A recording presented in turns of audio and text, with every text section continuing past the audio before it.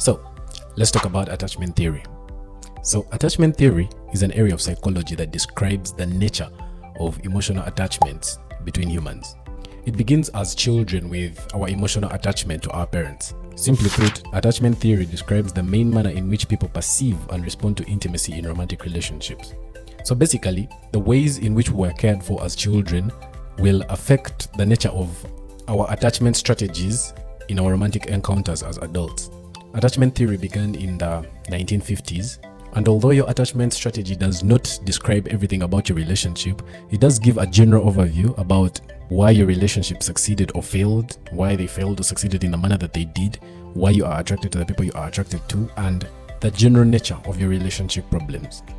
So people with different attachment styles differ in their view of intimacy and togetherness, the way they deal with conflict, their attitude towards sex, their ability to communicate their wishes and needs, and their expectations from their partners and the relationship itself. There are basically 4 styles of attachment. There is secure, anxious, avoidant, and anxious-avoidant. So I'll go through them one at a time. So for the secure attachment style, they are comfortable displaying interest and affection. They are also comfortable being alone and independent, and they display a healthy level of self-confidence. They are able to correctly prioritize their relationships within their life, and they tend to draw clear boundaries and stick to them. They are capable of accepting rejection and moving on despite the pain, but also they are capable of being loyal and sacrificing when it is necessary. Secure people find it easy to trust the people they are in relationships with, and they are usually trustworthy themselves. They have no trouble revealing themselves to and occasionally relying on others when the situation calls for it. So if you would say, I find it relatively easy to get close to others and I'm comfortable depending on them and having them depend on me. If you would say, I don't often worry about being abandoned or about someone getting too close to me, then you are most likely secure. And according to research, about 50% or more of the population are secure attachment types. Now we move on to the second attachment style, which is the anxious attachment style. Anxious attachment types are often nervous and stressed out about their relationships. They need constant reassurance and affection from their partner. They have trouble being alone or single. When they start to feel like something is bothering them in their relationships, they tend to get flooded with a lot of negative emotions and think in extremes. Anxious types have trouble trusting people even when they are close to them, yet they excessively rely on others for emotional needs and to resolve their problems. Their behavior can be irrational, sporadic, and overly emotional.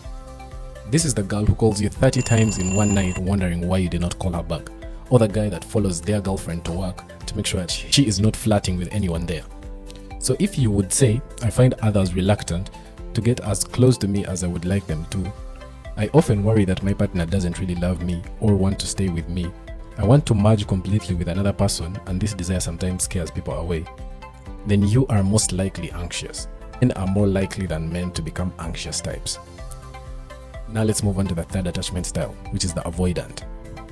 Avoidant attachment types are extremely independent.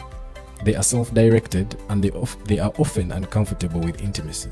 Avoidant people equate intimacy with a loss of independence, and they constantly try to minimize closeness. They are commitment phobes and experts at rationalizing their way out of any intimate situation. They regularly complain about feeling overcrowded or suffocated, and they are paranoid that people always want to close them in or box them in.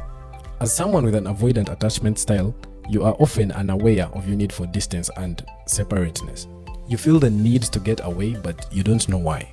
When you get that feeling, you may assume that you are beginning to be less attracted to your partner.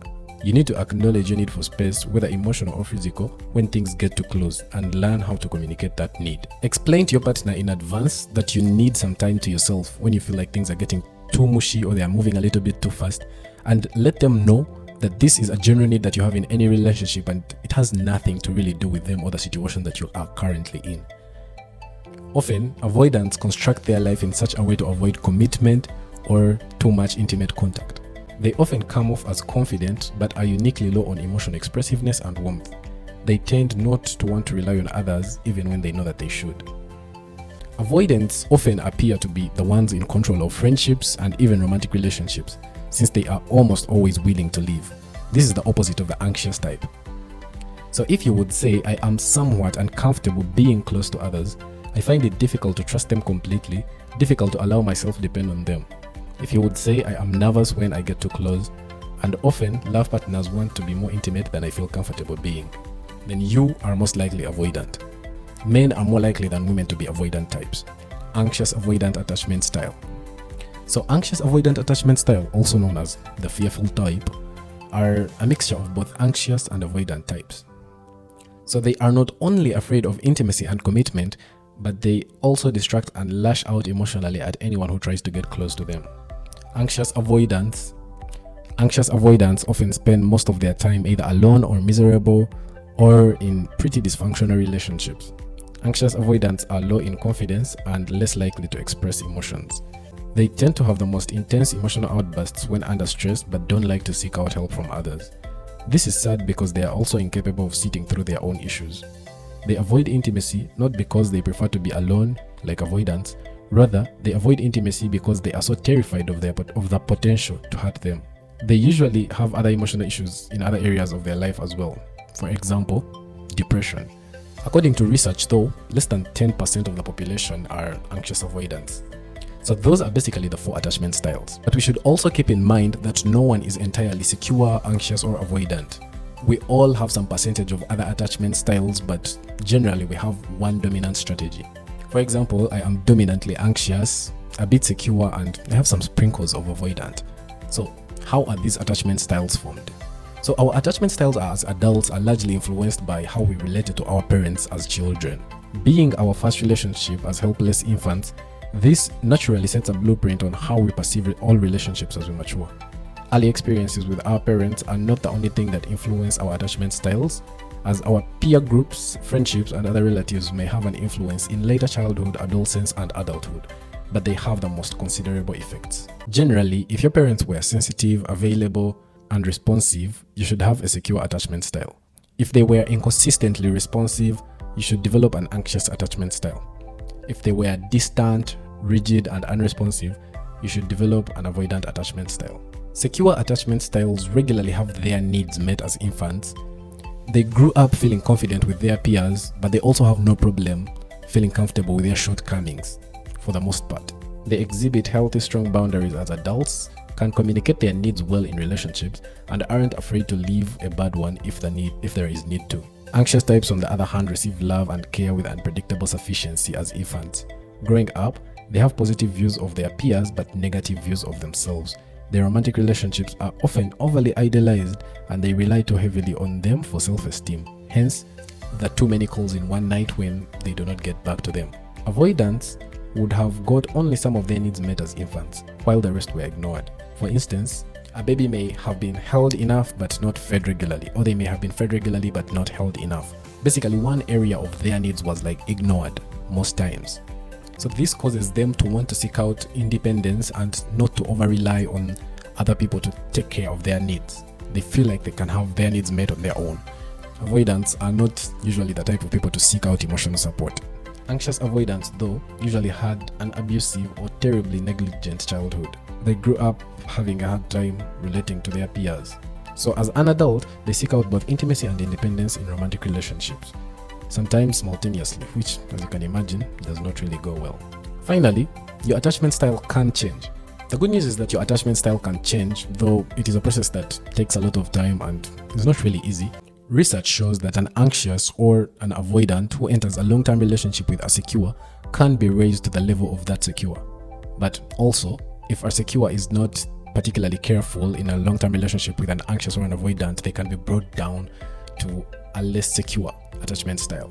Also, extreme life events such as death, divorce, serious accidents can cause a secure attachment type to fall into a more insecure attachment type. Secures exhibit both positive images of themselves and positive perceptions of others. Anxious types exhibit negative self-images but positive perceptions of others, hence their needy behavior. Avoidants exhibit positive self-images and negative perceptions of others, hence their arrogance and fear of commitment.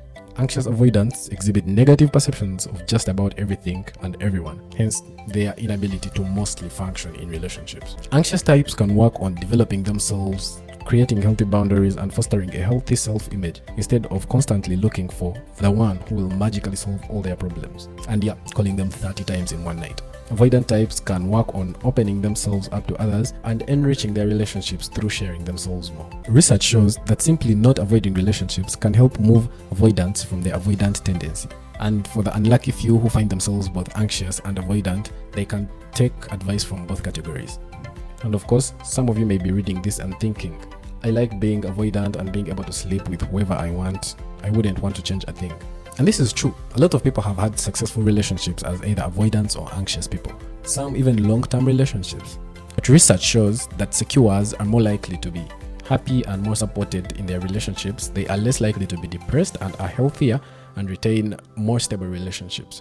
I think it would make a difference if every other attachment type gravitated a little bit towards a more secure attachment style. One thing though that does elevate the quality of our relationships is effective communication. Therefore, I'm going to leave you with 5 tips to improve your communication skills. The first one, which is kind of controversial, is to wear your heart on your sleeve. Effective communication requires being genuine and completely honest about your feelings. Being emotionally brave. You have to be emotionally brave. The second one is focus on your needs. The idea is to get your needs across. When expressing your needs, it is very important to take your partner's well-being into consideration as well. The third is be specific. If you speak in general terms, your partner may not understand exactly what you need, which may lower his or her chances of getting it right. You need to state precisely what is bothering you. The fourth communication tactic I can give you is don't blame. Never make your partner feel selfish, incompetent, or inadequate. Effective communication is not about highlighting the other person's shortcomings or making accusations. This will quickly lead you to a point of being in a dueling match, back and forth, arguing, which is not what we wanted. The fifth one is being assertive and non-apologetic. Your relationship needs are valid, period. Though people with different attachment styles may not see your concerns as legitimate, they are essential for your happiness, and expressing them authentically is crucial to your effective communication. The gist and the whole point of attachment theory and this video is from a book by Amir Levine called Attached. I'll leave a link in the description below. And it states that relationships should not just be left to chance. Relationships are one of the most rewarding human experiences, above and beyond most gifts that life has to offer. But despite the importance we assign to our most intimate bonds, most of us know very little about the science behind romantic relationships. Understanding ourselves better is always a crucial step to bettering ourselves in any area of our life. Therefore, subscribe for more informative content, and I'll see you next time. This is Growth Place.